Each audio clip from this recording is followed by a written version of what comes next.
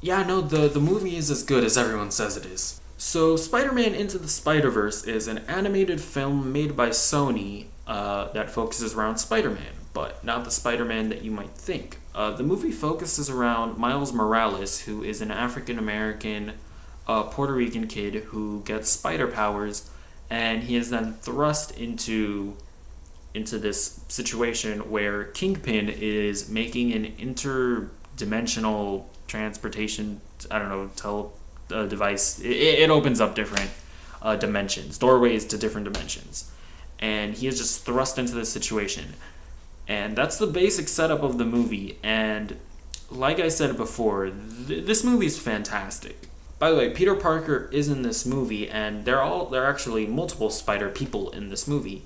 And I will say one of the concerns that I had going into it was that it wasn't going to focus on Miles, but that is not the case at all. This is very much a Miles Morales movie, and all the other characters are side characters. And it's yeah, that's probably the thing that I was most worried about going into it, and they immediately make it clear that this is a Miles Morales movie. And yeah, and all the other spider people are also used very effectively. A lot of them are used mainly as comedic relief, but I think that's fine, right? You don't want to oversaturate the movie. They're used as much as they need to. The film mainly focuses on Miles, and but they also don't push like the spider people that you care about, right? Like the Peter Parker Spider Man. They do a lot of neat stuff with him that I won't spoil, and also Spider Gwen. They do some stuff with Spider Gwen and to make her a decent character. But yeah, like characters like Spider Ham and Spider Man Noir and Penny Parker, they're mainly used as comedic relief. I would say that the most impressive thing about this movie is that it's just a good movie. Um, Take away the Spider-Man aspect of it, take away the superhero aspect of it. This is just a really solid movie about a boy, um, you know, like learning to cope with a new step in his life.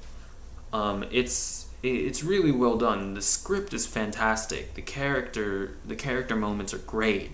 There's some moments in this movie that will really get you. I choked up. I nearly choked up like 3 times in this movie, and I wasn't shocked by it because I was hearing like from what I was hearing, I was expecting the second coming of Jesus, but like it's just a really solid movie, which is something that I think will surprise a lot of people that maybe aren't like me who stays up to date with like reviews and like watches a bunch of movie podcasts and movie channels, right? Like I think a lot of people will be surprised by just how heartfelt and emotional this movie gets at times.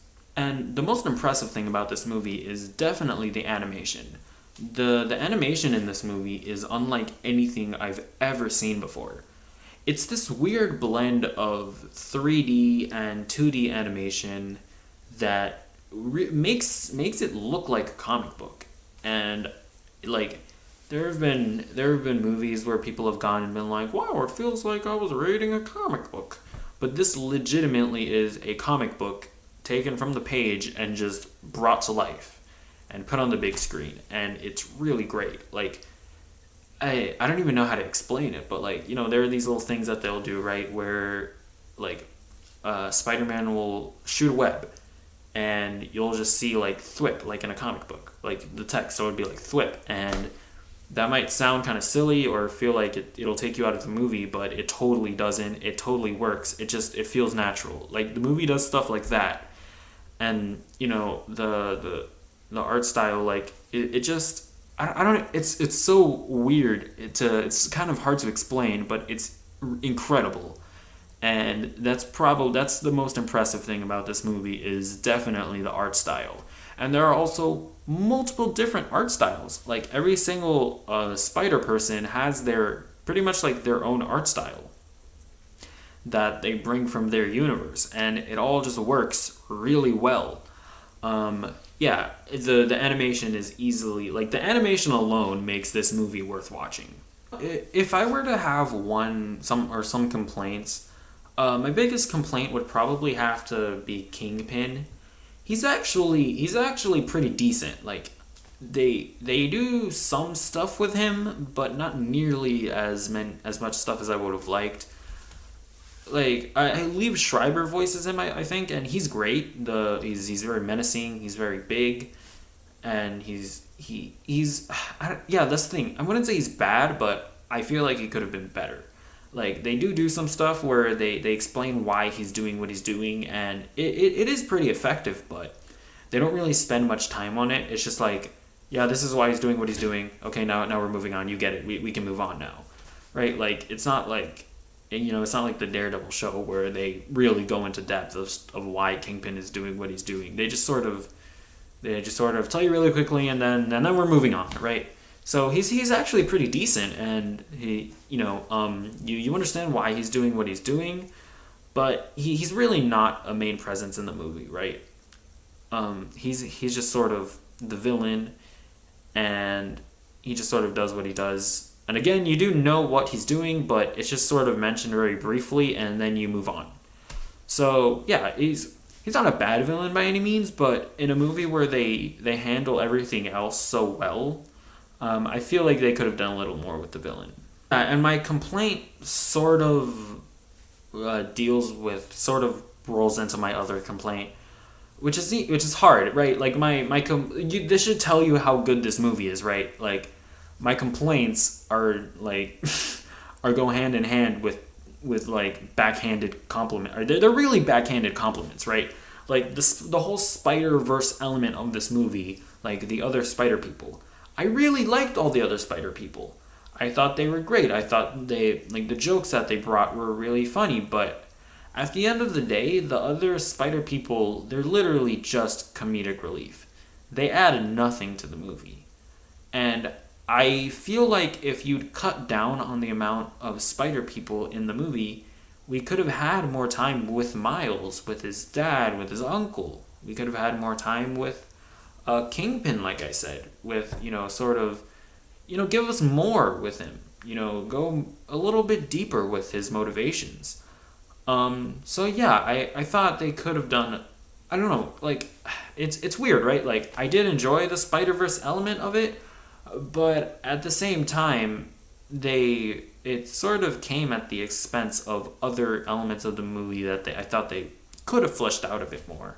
But really, at the end of the day, my complaints they're minor. They really are minor. Like, at the end of the day, I enjoyed this movie a lot. Yeah, and as I think about it more, I think they probably could have extended the runtime of the movie a bit. It's actually not that long. I think it's like an hour and 40 minutes. I don't know. I'll flash up a thing that tells you. But I feel like they could have maybe made it a bit longer, and that would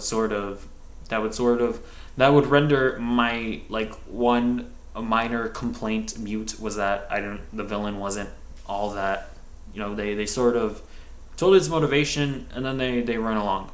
But honestly, like, even them telling you that motivation, like, it was good, and it made you feel for the character, right? Like, so it's not even really a complaint. It's just I feel like they could have done a little bit more. So yeah, I like that. Again, that should tell you how good this movie is, that my one complaint isn't even that much of a complaint. It's just like, I thought they could have done that a little bit more. So yeah, the movie's great. I don't know. I'm still sort of debating whether or not it's my favorite comic book movie of the year.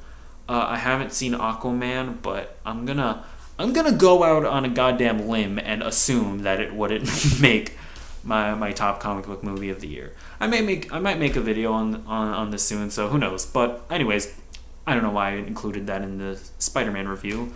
Spider-Man's great. Go out and see it. And if you enjoyed this video, be sure to comment, like, or subscribe, or don't do any of those things.